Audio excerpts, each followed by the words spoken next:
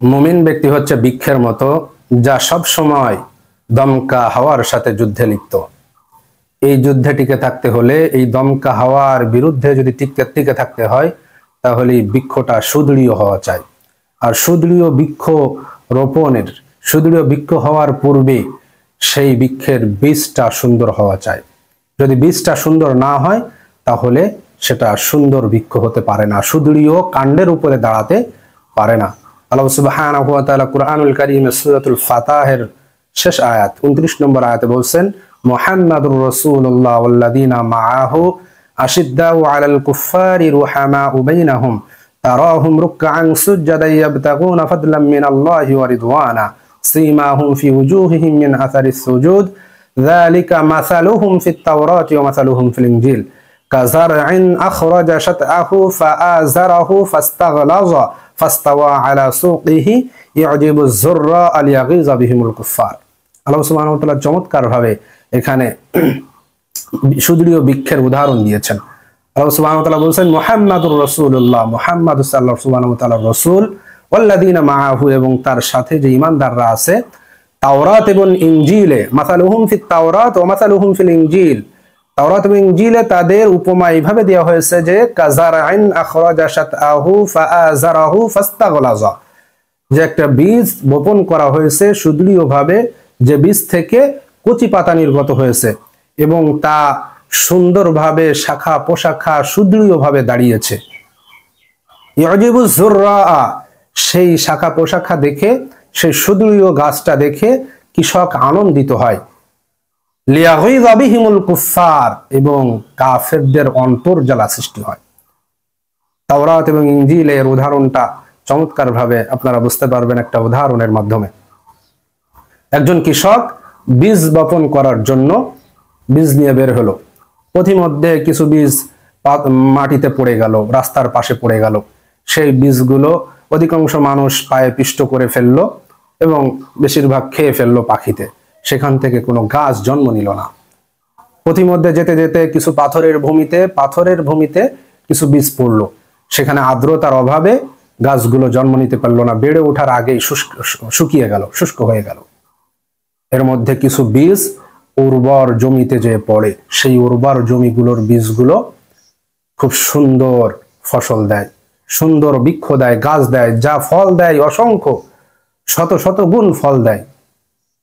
আল্লাহ সুবহানাহু ওয়া তাআলা এই বীজের সাথে আমাদের তুলনা করেছেন। এখন আপনি চিন্তা করুন, এই বীজটা হচ্ছে কোরআন, কোরআনের বাণী। এই কোরআনের বাণী অনেকেই শোনে, বেশ সবাই শোনে, প্রত্যেকেই শোনে। এই কোরআনের বাণী শুনে কেউ শয়তানের প্ররোচনায় পড়ে এটাকে প্রত্যাখ্যান করেছে, প্রত্যাখ্যান করে তারা ঈমান আনতে পারেনি। তাদের উদাহরণ হলো ওই যে কৃষক বীজ নিয়ে যাচ্ছিল, পথিমধ্যে পড়ে যে গেল, কিছু পায়ে পিষ্ট হয়ে গেল এবং কিছু পাখিতে খেয়ে ফেললো, তাদের ন্যায়, যে গাছ উৎপন্ন করতে পারলো না। বীজগুলো পড়েছিল মাটিতে, কিন্তু গাছ উৎপন্ন করতে পারলো না। তাদের মধ্যে আরেক শ্রেণী আছে যারা কোরআনটা শোনে, কোরআনটা শোনার পরে আগ্রহ নিয়ে শোনে, কিন্তু তাদের আগ্রহের ভিতরে গভীরতা থাকে না। এই গভীরতা না থাকার কারণে তারা কিছু পথ চলতে চলতে আবার বিচ্যুত হয়ে যায়। তাদের উদাহরণ হলো ওই পাথরের ভূমিতে, পাথরের উপরে কিছু বীজ পড়েছিল, আর্দ্রতার অভাবে গজাতে পারেনি। বীজটা পড়েছিল কিন্তু আর্দ্রতার অভাবে শুকিয়ে গিয়েছিল। তাদের অন্তরের মধ্যে আল্লাহর ঈমান দিয়েছিলেন, কোরআন শুনেছিল, কিন্তু তাদের পথিমধ্যেই শেষ হয়ে যায়। তারা লক্ষ্যে পর্যন্ত পৌঁছাতে পারেনি, যেমন ভাবে ওই বীজটা তার বৃক্ষটাকে সুদৃঢ় কাণ্ডের উপরে ধারণ করতে পারেনি। তৃতীয় আরেক প্রকার মানুষ আছে যাদের উদাহরণ আল্লাহ সুবহানাহু ওয়া তাআলা দিয়েছেন, যে কিছু মানুষ আছে কোরআন শোনে, কোরআন শুনে সেই রাস্তায় চলে, চলতে চলতে দুনিয়ার কিছু প্রলোভন, দুনিয়ার ভয়, দুনিয়ার মোহ তাদেরকে আচ্ছন্ন করে ফেলে, তারা সেই পথের শেষে যেতে পারে না। তাদের উদাহরণ হচ্ছে ওই যে কৃষকটা যখন তার জমিতে বীজ বপন করার জন্য নিয়ে যাচ্ছিল, কিছু কাঁটাযুক্ত ভূমিতে এটা পড়েছিল, সেই গাছটাও বেড়ে উঠেছিল, কাঁটাও বেড়ে উঠেছিল। পরবর্তীতে ওই কাঁটাগুলো গাছটাকে নষ্ট করে দেয়, গাছগুলোকে নষ্ট করে দেয়। সেই গাছ থেকে কোনো ফল আশা করা যায় না, সেই ফল হয় না, সুদৃঢ়ভাবে বেড়ে উঠতে পারে না, কাঁটার ভিতরেই বেড়ে ওঠে।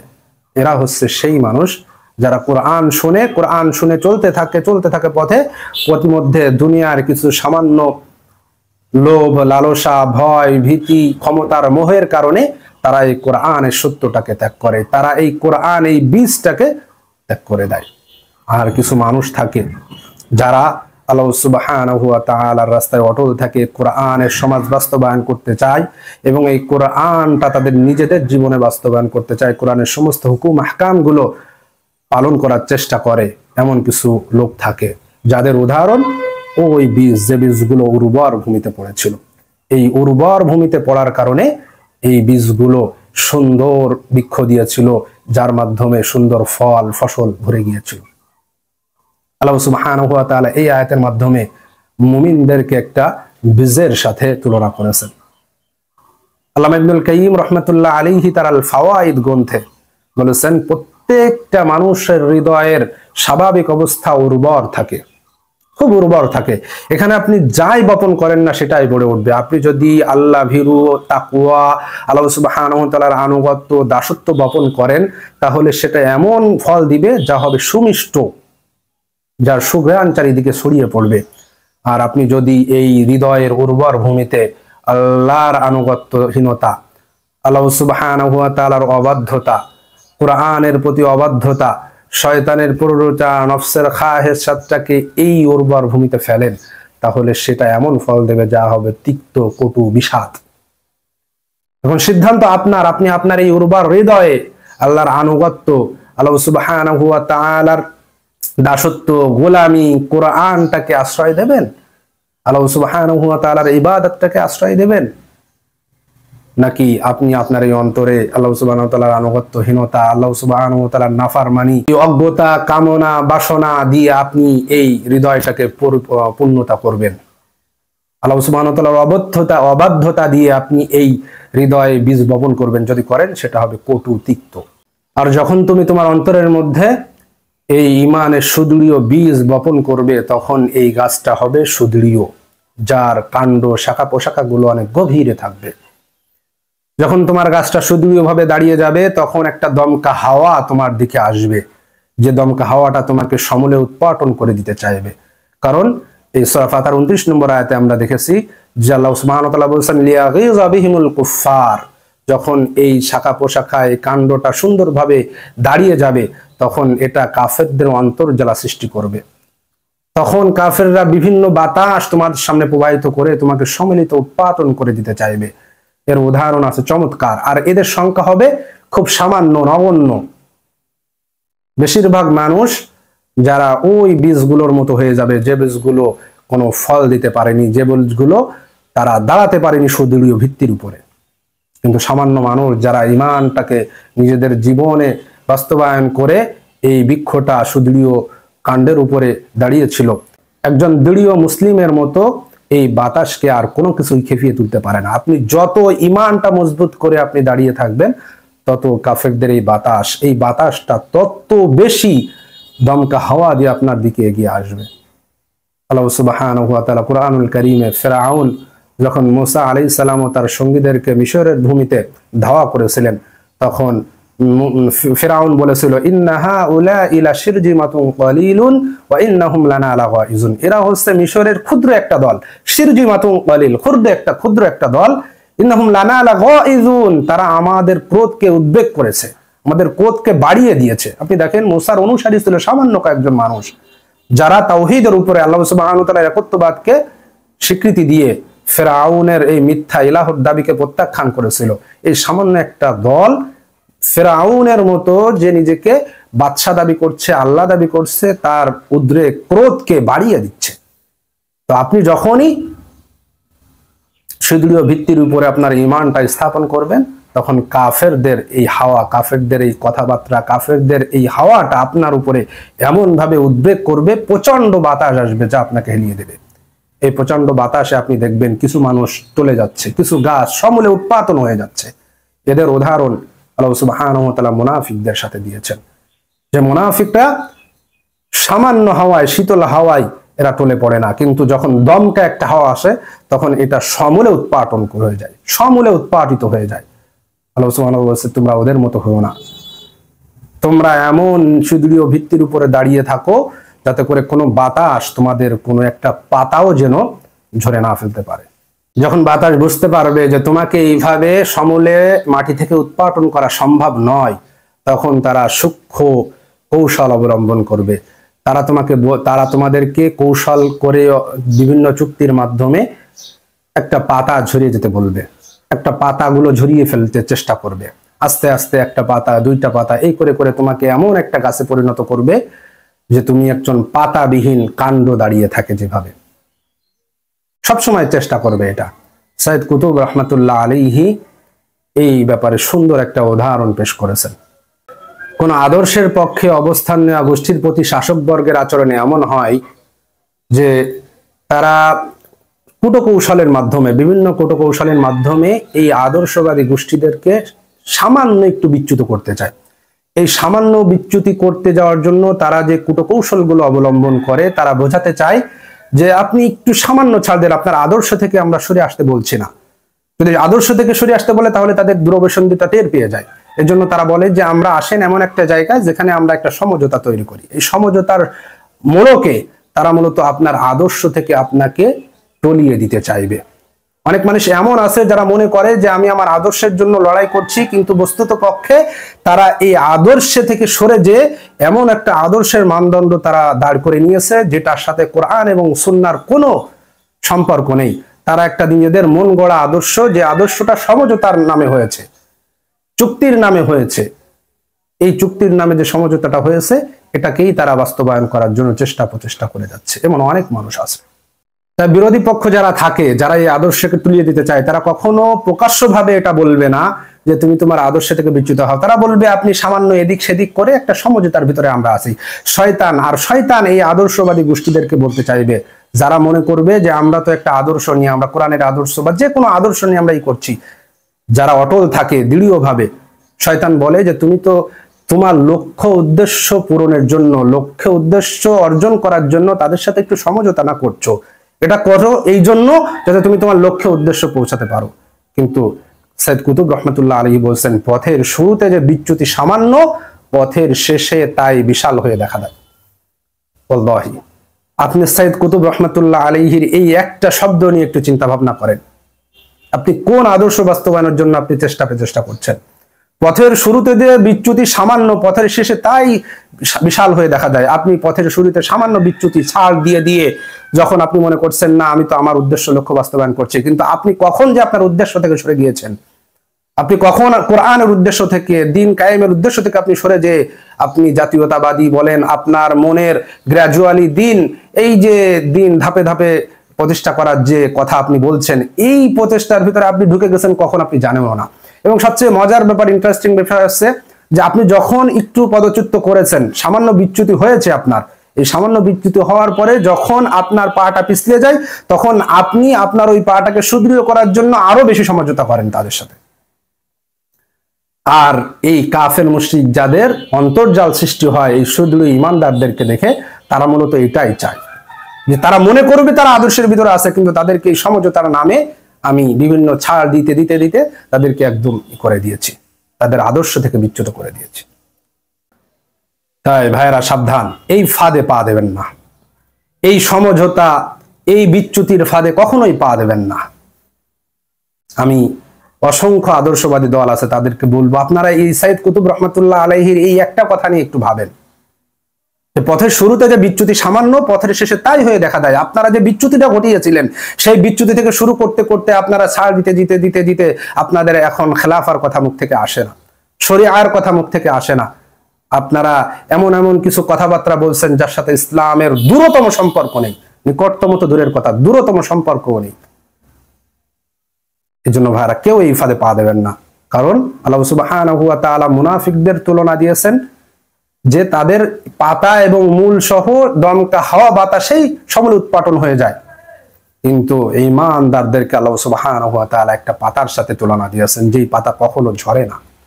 আল্লাহ সুবহানাহু ওয়া রাসূল সাল্লাল্লাহু আলাইহি ওয়াসাল্লামের মাধ্যমে বলছেন যে ইমানদাররা হচ্ছে খেজুর গাছের পাতার ন্যায়। আব্দুল্লাহ ইবনে ওমর রাদিয়াল্লাহু তাআলা আনহু থেকে হাদিস, রাসূল সাল্লাল্লাহু আলাইহি ওয়াসাল্লাম বলছেন যে এমন একটা পাতা আছে যে গাছের পাতাটা ঝরে না, বাতাসে ঝরে না, পড়ে যায় না, সেই গাছটার সাথে আল্লাহ সুবহানাহু ওয়া তাআলা মুসলিমদের, ইমানদারদেরকে তুলনা করেছেন। তোমরা কি জানো সেই গাছটা কি? তখন আব্দুল্লাহ ইবনে উমর রাদিয়াল্লাহু তাআলা বলছেন, আমার কাছে মনে হয়েছিল খেজুর পাতা, কিন্তু আমি বলতে লজ্জা পাচ্ছিলাম। তখন সাহাবায়ে কেরাম সকলেই বললেন, ইয়া রাসূলুল্লাহ, ইয়া হাবিবাল্লাহ, আপনিই বলে দেন। তখন রাসূল সাল্লাল্লাহু আলাইহি ওয়াসাল্লাম বললেন, সেটা হচ্ছে খেজুর পাতা, যা কখনো বাতাসে নড়ে না। আপনি দেখেন খেজুর পাতার দিকে তাকান, বাতাস যেদিকেই যায় তা শক্তভাবে পড়ে থাকে, কখনো শিশুকুল গাছের পাতার মতো ঝরে পড়ে না, অন্য অন্য গাছের পাতার মতো ঝরে পড়ে না। খেজুর গাছের পাতা কাণ্ড সহ দাঁড়িয়ে থাকে। এই পাতা হচ্ছে আপনার কাছে আমানত। এই আমানতের খেয়ানত আপনি করবেন না। যদি আপনি এই আমানতের খেয়ানত করেন, তাহলে আল্লাহ সুবহানাহু ওয়া তাআলা আপনাদেরকে পরিবর্তন করে দিবেন। এই ওয়াদা আল্লাহ সুবহানাহু ওয়া তাআলা কুরআনুল কারীমের সূরাতুল মাঈদার 54 নম্বর আয়াতে বলেন, ইয়া আইয়ুহাল্লাযীনা আমানু মাইয়ারতাদ্দা মিনকুম আন দীনিহি ফাসাওফা ইয়াতিল্লাহু বিকওমিন ইউহিব্বুহুম ওয়া ইউহিব্বুনাহু আযিল্লাতিন আলাল মুমিনিন আ'ইজ্জাতিন আলাল কাফিরিন ইউজাহিদুনা ফি সাবিলিল্লাহি ওয়া লা ইয়াখাফুনা লাওমাতা লাইম। আল্লাহ সুবহানাহু ওয়া তাআলা বলেন, ইয়া আইয়ুহাল্লাযীনা আমানু, হে ঈমানদারগণ, মাইয়ারতাদ্দা মিনকুম আন দীনিহি, তোমরা যদি তোমাদের দ্বীন থেকে ফিরে যাও, বিকওমি, আমি এমন একটা কওম আনবো, এমন একটা আমানতদার মানুষ আনবো, ইউহিব্বুহুম ওয়া ইউহিব্বুনাহু, যাদেরকে আমি ভালোবাসি তারা আমাকে ভালোবাসবে। আযিল্লাতিন আলাল মুমিনিন, তাদের বৈশিষ্ট্য হবে তারা ঈমানদারদের প্রতি কোমল হবে। আইজ্জাতিন আলাল কাফিরিন, এবং কাফেরদের প্রতি কঠোর হবে, কাফেরদের কূটকৌশল সম্পর্কে জানবে, কঠোর হয়ে যাবে। ইউজাহিদুনা ফি সাবিলিল্লাহ, এবং তারা আল্লাহর রাস্তায় জিহাদ করবে। ওয়ালা ইয়াখাফুনা লাওমাতা লাইম, এবং তারা বিরুদ্ধবাদীদের বিরুদ্ধাচরণে কোনো প্রভাবিত হবে না। ইমানদার হও, তোমরা যদি দিন থেকে ফিরে যাও, তোমরা যদি সমঝোতার নামে, চুক্তির নামে, বিভিন্ন হিকমার নামে কূটকৌশল, আর এটা তো হিকমাই না, হিকমার অর্থ তো এরা বোঝেই না। হিকমা কাকে বলেছেন রাসূল সাল্লাল্লাহু আলাইহি ওয়াসাল্লাম? এটা চুক্তি, সমঝোতা, নিজেদের স্বার্থ সিদ্ধির জন্য নিজেদের মন থেকে আসা, নিজেদের বিবেক থেকে আসা কিছু বিষয়, যেটা মনে করছে যে এটা করলে হয়তো আমরা দিনটাকে সুদৃঢ় করতে পারবো, দিনটা প্রতিষ্ঠা করতে পারবো। আদতে তারা এমন একটা খপ্পরে পড়ে গেছে, এমন একটা কোম্পানির ভিতরে পড়ে গেছে, যে কোম্পানি কখনোই ইসলাম দেয় না, যে সিস্টেমটা কখনো ইসলামী জীবন ব্যবস্থাকে সহ্যই করে না, সেই সিস্টেমের ভিতরে থেকে ইসলামের উপকার করতে চায়। আদৌ সম্ভব? তাদের পা তো পিচ্ছিল হয়ে গেছে, পথের শুরুতে বিচ্যুতি হয়ে গেছে, পথের শুরুতে বিশাল আকারে দেখা দেবে, এটাই স্বাভাবিক। আল্লাহ সুবহানাহু ওয়া তাআলা বলছেন যে তোমরা যদি এরকম করো, তোমাদের পরিবর্তে আমি এমন একটা কওম নিয়ে আসবো যারা আল্লাহকে ভালোবাসবে। আল্লাহ সুবহানাহু ওয়া তাআলার ভালোবাসা হবে সুদৃঢ় ভিত্তির উপরে। আল্লাহ সুবহানাহু ওয়া তাআলার ভালোবাসার বীজ তারা বপন করবে। এই ভালোবাসার বীজ বপন করার পরে আল্লাহ সুবহানাহু ওয়া তাআলা বলেন, তাদেরকে আমি ভালোবাসবো, এবং তারা ঈমানদারদের প্রতি হবে নরম, রহম দিলের। ওয়া আইজ্জাতিন আলাল কাফিরিন, এবং কাফেরদের প্রতি হবে কঠোর। আল্লাহ সুবহানাহু ওয়া তাআলা এই আয়াতের মাধ্যমে আমাদের বলতে চাচ্ছে যে তোমাদের প্রথম পাতা, প্রথম ফল, এই মিষ্ট, এই সুদৃঢ় কাণ্ড যে গাছটা দাঁড়িয়ে আছে, এই গাছের প্রথম পাতা হবে আল ওয়ালা ওয়াল বারা, আল্লাহর জন্য ভালোবাসা, আল্লাহর জন্য ঘৃণা করা। আল ওয়ালা ওয়াল বারা প্রথম পাতা। কাফেররা চাইবে ওই বাতাস দিয়ে তোমাদের প্রথম পাতাটা ঝরিয়ে দিতে, তারা প্রচন্ড ভাবে বাতাস বহন করবে, যাতে করে তোমরা এই আল্লাহর জন্য ভালোবাসা, আল্লাহর জন্য ঘৃণা করা, এই বিষয়টা থেকে মুছে যাও। আর যখনই আপনি আপনার শত্রু এবং বন্ধু চিনতে পারবেন না, আপনার বন্ধুকে, আপনার শত্রুকে আপনি চিনতে পারবেন না, আপনার শত্রুকেই আপনি বন্ধুরূপে গ্রহণ করছেন, তখন শত্রু সফল হয়ে যায়। আর আমাদের অবস্থা ঠিক এখন এটাই করে দিয়েছেন যে আমরা আমাদের শত্রুদেরকে বন্ধু মনে করছি, যারা আমাদের কখনো কল্যাণ চায় না। যে পাশ্চাত্য সভ্যতা, পাশ্চাত্যের যে সমস্ত অনুসারীরা, যারা সবসময় মুসলিমদের এই, যারা কোনো শাখা পোশাখা না হারিয়ে, কোনো পাতা না হারিয়ে, পাতা ফেলতে চায় না, পাতা ফেলে এই বাতাসের বিপক্ষে দাঁড়িয়ে থাকে, এই সমস্ত মানুষদের বিরুদ্ধে এই কাফের মুশরিকরা সব সময় যুদ্ধ করছে, সব সময় চক্রান্ত করছে, তাদেরকেই আমরা বন্ধু হিসেবে গ্রহণ করছি। প্রথম পাতাটা আমরা ঝরিয়ে যাচ্ছি। আল্লাহ সুবহানাহু ওয়া তাআলা বলেন, না, প্রথম পাতাটা তোমরা ছড়াবে না। এই আল ওয়ালা ওয়াল বারা মুসলিম উম্মার প্রথম ফল, প্রথম বীজ। আর এটাই আমরা সবার আগে হারিয়ে ফেলেছি। আজকে মুসলিমদের মুখ থেকে মুসলিমদের বিরুদ্ধে যে কথাটা বের হয়, যেটা কাফেরদের বিরুদ্ধে বের হওয়ার কথা ছিল, কিন্তু এক ভাই, মুসলিম ভাই, আর এক মুসলিম ভাইয়ের প্রতি সেটা ব্যবহার করছে। কেন? আপনার শত্রুকে আপনি ভুলে গিয়েছেন, এই জন্য হয়েছে। আপনার আল ওয়ালা ওয়াল বারার পাতাটা ঝরে গিয়েছে। এই সুদৃঢ় বৃক্ষের, এই ইসলাম নামক বৃক্ষের, এই ইসলাম নামক বৃক্ষের দ্বিতীয় নম্বর পাতা হচ্ছে আল জিহাদ। ইজাহিদুনা ফি সাবিলিল্লাহ, তারা জিহাদ করবে। এই জিহাদ হচ্ছে প্রতিরক্ষা ব্যবস্থা ইসলামের। আপনাকে একটা উদাহরণ দিলে আপনি বুঝতে পারবেন। এইডস মানব শরীরে এটা কিন্তু আদতে কোনো রোগ নয়, মূলত রোগ প্রতিরোধ ক্ষমতা ধ্বংস করে দিয়ে তারা অসংখ্য রোগগুলো বাসা বেঁধে যাতে করে কোনো রোগ প্রতিরোধ ক্ষমতা মানুষের শরীরে না থাকে, এটা একটা ভাইরাস হিসেবে কাজ করে এইডস। এইডস এর কারণে মানুষের রোগ প্রতিরোধ ক্ষমতা কমে যেয়ে সামান্য কারণে তারা আক্রান্ত হয়ে মৃত্যুবরণ করে। ইসলামের মধ্যে এই জিহাদটাও প্রতিরক্ষা। এই জিহাদটাকে যখন ধ্বংস করে দেওয়া যায় তখন এই ইসলামের শত্রুরা, এই জিহাদটাকে যখন জঙ্গিবাদ উগ্রবাদ বলা যায়, তখন ইসলামের শত্রুরা এসে এই মুসলিমদেরকে প্রথমে বলবে যে এরা কট্টরপন্থী, তারপরে বলবে এরা গোড়াপন্থী, এরা মৌলবাদী, এই সমস্ত কথা বলে বলে মুসলিম যুবকদেরকে তাদের আদর্শ থেকে বিচ্যুত করে দেবে, তাদের ইসলামে আদর্শ মূল্যবোধ থেকে বিচ্যুত করে দেবে। আর এটাই হচ্ছে তাদের সবচেয়ে বড় সফলতা। আর জিহাদ যদি থাকে তাহলে এটা একটা ছাদের মতো প্রতিরক্ষা থাকে। যখন পাশ্চাত্য সভ্যতা সহ ইসলামের শত্রুরা, কাফেররা ইসলামের বিরুদ্ধে বিরুদ্ধাচরণ করবে, কোনো আঙ্গুল তুলবে, এই জিহাদের মাধ্যমে সে আঙ্গুলটা ভেঙে দেওয়া হয়। আর কাফের মুশরিকরা চায় এই জিহাদি চেতনা যারা লালন করে, আল্লামা সৈয়দ কুতুব রহমতুল্লাহ আলাইহি, আল্লামা মোল্লা ওমর রহমতুল্লাহ আলাইহি, মোল্লা ওসামা রহমতুল্লাহ আলাইহি, এই যারা ছিলেন, যারা এই জিহাদি চেতনা, এই আত্মরক্ষার চেতনা যারা ধারণ করতেন, তাদেরকে মুসলিম উম্মার সামনে দানব হিসেবে চিত্রায়িত করেছিল এই কাফের মুশরিকরা। এই দ্বিতীয় পাতাটাও ঝরে যায়, কিন্তু আল্লাহ সুবহানাহু ওয়া তাআলা বলছে না, তোমরা এই পাতাগুলো ঝরতে দেবা না, তোমাদের পাতাগুলো খেজুর গাছের পাতার মতো তোমরা শুধু যতই বাতাস আসুক না কেন তোমরা দাঁড়িয়ে থাকবে, তাহলেই তোমাদেরকে আল্লাহ সুবহানাহু ওয়া তাআলা পুরস্কৃত করবেন। রাসূল সাল্লাল্লাহু আলাইহি ওয়াসাল্লাম যখন মক্কার এই নিদারুণ কষ্টের দিনগুলোতে যে কষ্টগুলো সহ্য করছিলেন, রাসূল সাল্লাল্লাহু আলাইহি ওয়াসাল্লাম নিজে, তার সাহাবারা বেলাল, খুবাইব, খাব্বাব, সুমাইয়া, আম্মার, ইয়াসার রাদিয়াল্লাহু তাআলা আনহুম আজমাইনগণ যে কষ্টগুলো সহ্য করছিলেন, এমন সময় আল্লাহ সুবহানাহু ওয়া তাআলা পূর্ববর্তী নবীদের কষ্টের কাহিনী আয়াতগুলো বেশি বেশি নাযিল করছিলেন।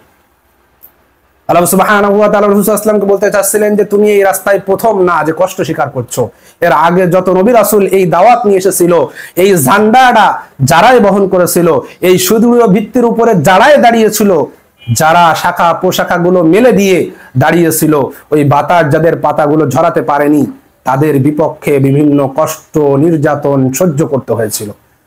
এই কাহিনীগুলো আমাদের সামনে বলেছেন। রাসূল সাল্লাল্লাহু আলাইহি ওয়াসাল্লামকে সান্ত্বনা দিয়েছেন, রাসূল সাল্লাল্লাহু আলাইহি ওয়াসাল্লাম সাহাবায়ে কিরামদের সান্ত্বনা দিয়েছেন।